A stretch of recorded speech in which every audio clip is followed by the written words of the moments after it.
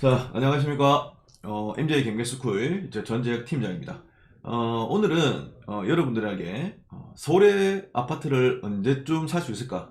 많은 말을 합니다. 근데 지금 서울의 아파트를 사려고 하면 일단 경락자금 대출이 안 된다. 만약에 된다 하더라도 6개월 안에 전입을 해야 된다는 거죠.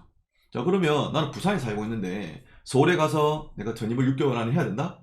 그건 아니다. 조금 꼼수를 생각해서 한 6개월 안에 그냥 잔금 치고 전세 놓으면 안 될까? 라고 하는데 물어보니까 대출하시는 분이 그러면 3년 그 대출 실행한 날 이후 3년까지 대출이 안 된다 라고 얘기를 하더라고요. 뭐 일단 검증된 거는 없지만 뭐 그렇게 말씀하기 때문에 일단 우린 조심해야 된다. 정부에 맞서지 마라고 말씀드렸듯이 일단은 조심하고 그러면 어떤 방법이 있을까 라고 좀 생각을 하고 좀 많이 물어봤어요. 했는데 결론은 뭐냐, 1금융권, 2금융권이 아니고 대부업체를 이용해라.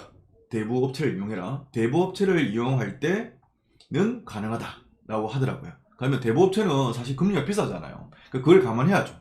연 15% 이상, 그리고 수수료는 2%라고 합니다. 뭐 이래서 뭐 10억짜리 아파트를 건드렸을 때는 1년이었을 때 뭐 한 1억 5천에 대한 이자가 나올 거고, 그리고 수수료만 해도 2% 2억이죠. 2천만 원이죠. 2천만 원.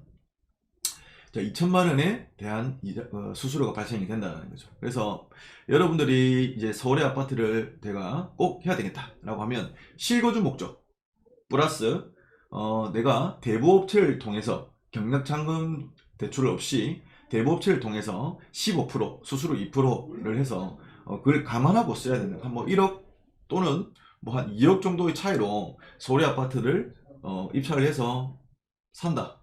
그리고 단기로 매도한다 라고 해서 그것까지 다 계산하셔서 수익 정도 포인트를 잡으시고 플러스 약간의 가치 투자를 접목을 해서 들어가신다면 충분히 지금도 여유가 있으시다면 서울의 아파트를 들어가시면 되지 않을까 라고 저는 합니다. 근데 지금은 조금은 아니다. 조금 더 기다려 보시고 서울의 아파트를 눈여겨보시다가 어느 순간 이 갭이 조금 더 줄어들 때, 지금 임대차 입법 앞으로 또 발생될 임대차 3법을 통해서 이제 서울과의 우리 갭 투자금이 줄어드는 시기, 갭이 줄어드는 시기가 올 것이기 때문에 굳이 경매도 이용을 하시고 그리고 일반 갭으로도 이용을 하시라라고 말씀드립니다. 자, 오늘 제가 추천드릴 수 있는 물건은 서울입니다. 서울입니다. 근데 아까 앞서 말씀드렸듯이 서울의 아파트를 사려고 하면 일단 공시지가가 너무 높아요. 지금 우리가 지방에 투자를 하는 아파트들이 대부분 공시지가 1억 이하, 즉 주택수 안 잡히고 대출 자유롭죠. 그리고 개인으로도 가능하다는 거죠. 그래서 이런 물건들을 봐야 되는데 감히 서울의 아파트를 사려고 하니 일단 공시지가 1억의 아파트가 있을까 없을까 찾아봤습니다. 제가 누굽니까? 제가 찾아봤죠. 자, 그래서 여러분들한테 소개를 시켜드립니다. 공시지가 1억 이하의 서울의 아파트 있다 없다? 있다입니다. 제가 찾았습니다. 자, 여기 보시면 서울시 동대문구 장안동에 있는 장안 푸르미에, 자, 여러분 보시면 아시겠지만 물건 종별이 뭘로 나와 있어요? 아파트죠. 아파트입니다. 아파트. 자, 이것도 공시지가가 얼마냐? 자, 공시지가 찾는 거 쉽죠? 자, 시세 정보를 먼저 들어가셔서, 물론 공시지가 알림이 사이트에 들어가셔서 보셔도 됩니다. 근데 좀 빠르게 하겠다 라고 하면 여기 단지 정보로 들어가셔서 여기 보면 공시 가격이 나옵니다.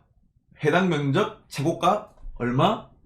서울의 아파트가 공시지가가 8,600이다. 1억 미만이라는 거죠. 주택수가 안 잡힌다. 자, 그러면 이 아파트가 보니까 도시형 생활주택이네요. 도시형 생활주택은 평수가 좀 작죠. 전용이 한 3평 정도 되더라고요.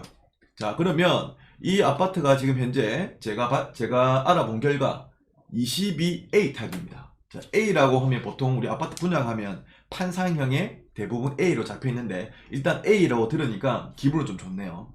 자, 그리고 이 A 타입의 매매가가 현재 1억 4,500에 나와 있네요. 그리고 풀옵션에 아, 원룸이구나. 여기 보면 아시겠지만 방수와 욕실수를 비교해 봤을 때 방 한 개, 욕실 하나. 아, 원룸형 도시형 생활주택이구나 라고 보시면 될 것 같아요. 그래도 아파트입니다. 아파트. 자, 그러면 우리가 생각해 볼 게, 지금 이런 원룸형 같은 경우는 우리가 투자를 할 때 실거주, 담보대출을 했을 때는, 또는 양도소득세를 생각했을 때는 주택수가 늘어나는 바람에 이런 원룸형 수익형 부동산들이 지금 약간 외톨이가 되고 있죠. 자, 근데 1억 미만 공시지가 1억에 미만의 공시지가 아파트는, 이 원룸은 해당 사항이 돼요, 안 돼요? 안 되죠. 왜? 주택수에 잡히지 않기 때문에 양도소득세는 비과세를 받을 수가 있다. 1주택이 있을 때. 다른 주택을 팔 경우가 있을 때 이걸 추가로 구입을 한다 하시더라도 양도소득세에서 자유롭다. 다만 종부세는 좀 자유롭지 않겠죠. 다만 이 금액이 너무 작기 때문에 크게 잡히지 않는다 라고 말씀드리고 싶습니다. 그래서 내가 원룸 수익을, 내가 원룸을 통해서, 이런 아파트형 원룸을 통해 가지고 내가 월세 수익을 내보겠다. 주택수에 잡히지 않기 때문에 내가 가지고 있는 똘똘한 아파트의 피해는 없다 라고 해서 접근을 하시면 되겠습니다. 자, 물건을 보시면 총 147세대 중에 2013년식입니다. 연식도 그렇게 오래되지 않았죠. 자, 그리고 자세히 보시면 우리가 원룸 수익형 부동산을 바라봤을 때 첫 번째가 뭡니까? 일단 그 건물의 상태, 권령이 얼마만큼 됐는지에 대한 부분도 있어야 되고, 그리고 주차장도 좀 봐야 되고요. 근데 무엇보다 이런 원룸 수요들 같은 경우는 일단 차량을 소지한 사람들이 그렇게 많지 않다. 그러면 여기 가까워야 되냐, 안 가까워야 되느냐? 반경 500m 안에는 역세권이면 좋겠죠. 자, 여기 보여드리겠습니다. 자, 여기 보시면 장안 푸르미에가 여기에요. 자, 여기서 조금 더 가면 장안편역이 납니다. 장안편역. 자, 5호선이랑 장안 푸르미에랑 장안편역이랑 걸어서 500m도 안 되겠죠. 자, 그러면 거리 도보상 5분도 안 걸린다는 거죠. 자, 그러면 수익형 부동산으로서 좋다, 안 좋다? 일단 좋다.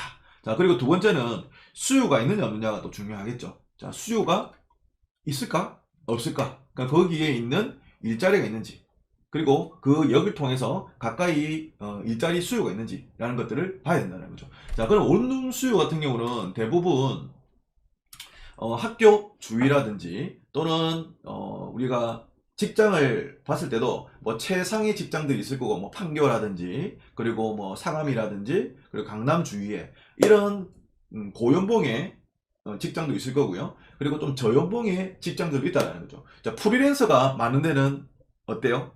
원룸 수요가 있겠죠. 자, 그러면 장안평 중고차 매매센터가 있죠. 자, 서울의 첫 번째 가장 첫 번째 만들어졌던 중고차 시장인데요. 매매 단지인데, 자, 요 장안평 중고차 매매 시장에 자동차만 있는 게 아니겠죠. 그것을 팔려고 하는 딜러들이 어마어마하겠죠. 자, 이런데 주위에 밥집이 된다 안 된다? 맛집 하나만 있다면 많이 몰려되겠죠. 장사가 잘 되겠죠. 그만큼 수요가 많다. 자, 그러면 그 딜러들은 프리랜서죠. 아무래도 어느 정도의 안정적인 이런 것보다는 그래도 직장이 좀 자유롭게 이용할 수 있는 부분이기 때문에 이런 원룸 수요가 저는 있다라고 봅니다. 그래서 이 장안편역, 이 5호선 서울지하철역 5호선 장안편역과 5분 거리에 있는 이 푸르미 아파트의 수요가 저는 충분히 있다라고 말씀드립니다. 자, 여기서 가까이 보시면 장안 푸르미에에서 뭐 북향도 있을 거고, 서향도 있을 거고, 남향도 있을 거고, 그리고 동향도 있겠죠. 제가 여기서 봤을 때는 서향이 아무래도 앞에 트여 있고요. 이 해차로 구간에 앞으로 좀 트여 있고, 왜? 앞에 건물이 없으니까. 자, 일단 전망 나온다. 자, 그러면 그 전망에서 조금 더 나아갔을 때 천 전망이면 더 좋겠죠. 강이 보인다든지. 자, 근데 여기 보시면 중랑천이 보입니다. 중랑천이. 그러면 내가 침대에서 살짝 고개만 돌리면 천이 보이는 뷰를 볼 수 있다는 거죠. 나는 한강뷰를 못 보겠다, 못 본다, 그러면 장안천 뷰를 볼 수 있는 최상의 물건이 아닌가 라고 봅니다. 그만큼 수요가 방향이 북쪽이냐 남양이냐 따라서 금액이 틀리듯이 내가 강을 보고 있느냐 없느냐에 따라서 이 프리미엄 가치도 저는 달라진다고 보고 있습니다. 자, 무엇보다 서울 전체의 전세 시장은 어떻습니까? 우리 정부의 왜곡된 부동산 정책으로 인해서 임대차 2법, 3법이 시행됩니다. 그걸로 인해서 서울의 전세 금액이 올라간다, 안 올라간다? 올라가고 있다. 그 수요들이 결국에는 뭐 2인 가족, 3인 가족 이 수요들도 나중에 집이 없어서 전세 찾아서 월세로 전전하면서 결국에는 또 이런 원룸으로도 이동하지 않겠나라고 보는 거죠. 자, 어쨌든 우리가 단기적으로 또는 장기적으로 여러 가지 투자 전략을 봐야 되겠지만, 자, 어쨌든 우리가 이 물건을 받아봤을 때 일단 역세권의 수익형 물건이고, 그리고 중랑천을 보고 있는 이 희소성이 있는 이 장안 푸르미의 아파트가 저는 추천을 좀 드리고 있습니다. 자, 그러면 이게 원룸으로서 안에 내부가 어떻는지 우리 또 궁금하잖아요. 왜 안 받기 때문에. 그러면 우리는 블로그를 통해서 네이버 블로그라든지 검색 사이트를 통해서 이 물건은 나왔는지 안 나왔는지, 그리고 있는지 안 있는지 매매나 월세를 내놓은 중개사님들이 있단 말이죠. 그 중개사님들이 블로그에 쫙 내놓은 물건들을 내놓을 때 꼭 내부 사진을 찍어서 내놓죠. 이제 그거를 또 활용하는 거죠. 자, 이거 같은 경우는 네이버 부동산에 중개사님들이 물건을 내놨더라고, 이 물건을. 자, 똑같은 지금 22A 타입이고요. 전세 끼고 구입 가능하다라고 이렇게 나와 있네요. 자, 여기서 사진이 입구 현관, 뭐 신발 놓을 자리, 그 신발장 보이고요. 자, 그리고 현관으로 들어와서 지금 거실이죠. 거실 겸 침대죠. 거실에는 이렇게 나와져 있고, 저 아래 사진 같은 경우는 TV가 또 나와 있습니다. 자, 그리고 침대까지, 침대, 그리고 여기 보면 트롬, 그리고 뭐 싱크대 조그만 거 있죠. 자, 이렇게 해서 시사생활이라든지 여러 잠자는 뭐 욕실 이런 것까지 다 이용할 수 있는 아파트고요. 도시형 생활주택이고요. 1층 로비입니다. 사진은 잘 나와 있어요. 제가 직접 가지 않더라도 충분히 우리가 손품으로 볼 수 있습니다.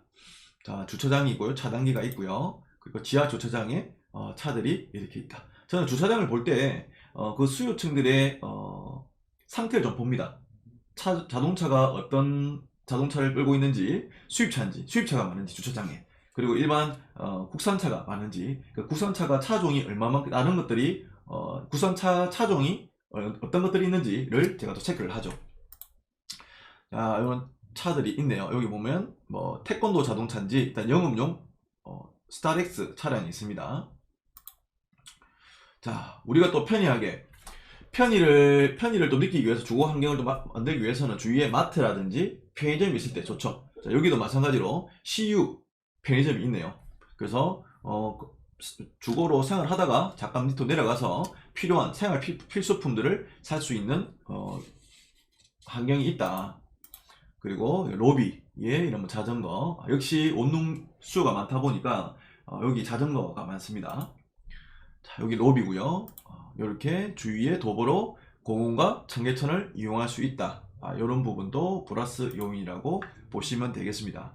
자, 그러면 자, 여기에 우리가 일단 수요, 장안편 중고단지에 프리랜서들이 많은 딜러들의 수요가 또 있다면, 조금 더 이 장안평역을 통해서 군자역에 내리면 이 세종대학교가 있습니다. 자, 그러면 요 밑으로 보면 건국대가 있는데, 건국대 같은 경우는 군자역까지가 맥시멈이라더라고요. 근데 요 세종대학교의 수요가 충분히 군자역을 통해서 여기 원룸을 이용할 수요가 또 생기지 않을까, 충분히 있다, 수요가 있다 라고 생각을 하기 때문에, 여기에 있는 원룸은 뭐 공시된다 그럼 언제든지 금방 넣을 수 있는 자리라고 저는 보고 있습니다. 즉, 이 월세에 또는 전세를 통해서 안정적으로 내가 공실의 위험 없이, 그리고 월세를 받는다면 안정적인 수익을 계속 받을 수 있는 저는 위치, 그리고 아파트라고 좀 봅니다. 자, 그러면 지금 매매가 현재 1억 4,500에 남서향이죠. 남서향. 제가 봤을 때는 방향이 동양 중랑천을 보고 있는 라인이 훨씬 더 프리미엄이 있다고 봅니다. 자, 여기 있는 매물은 1억 4천, 그리고 1억 4천, 1억 4,500 정도 매물이 나와 있습니다. 제가 한번 알아본 결과 현재 매매는 얼마 정도까지 가능하냐? 라고 알아봤는데 한 1억 2,500 정도, 1억 2,500 정도, 그리고 한 1억 2천 정도는 충분히 매매가 가능하다라고 얘기를 합니다. 다만 제가 물어본 거는 단기겠죠. 공실로 둬서 바로 판다라고 생각하겠죠. 자, 그렇기 때문에 약간 보수적으로 한 1억 2,500 정도, 지금 1차 금액 정도입니다. 한 1억 2천, 1차 금액에서 조금 더 낮게 한 1억 2천 정도면 충분히 매매가 가능하지 않겠나라고 보고 들어가시면 될 것 같고요. 자, 전세 금액은 얼마 정도 나오냐라고 했는데, 전세는 1차 금액보다 더 높습니다.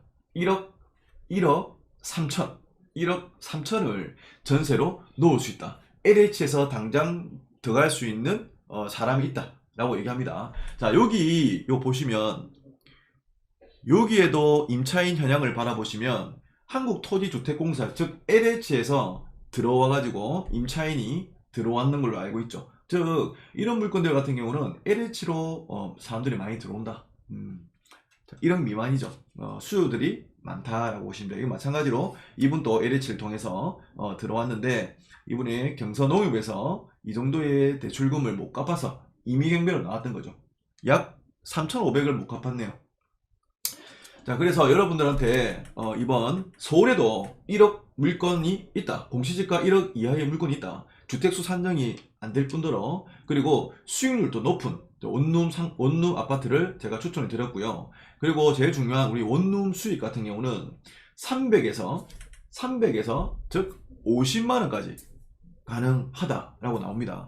충분히 6% 이상의 수익률을 보면서 나중에 매도 차익까지 저는 바라볼 수 있는 아주 좋은 물건이라고 저는 보고 있습니다. 일단 월세 수익과 그리고 서울에서 내가 땅 지분 플러스 아파트를 살 수 있다. 주택수 산정 없이. 그렇기 때문에 충분히 메리트인 아파트라고 저는 추천드리겠습니다. 자, 오늘 여기까지 또 이렇게 서울에 1억 미만 아파트도 있다라는 것들을 추천드렸고요. 우리 다음 시간에도 좋은 물건으로 제가 또 찾아뵐 수 있도록 여러분들 앞에 서도록 하겠습니다. 감사합니다.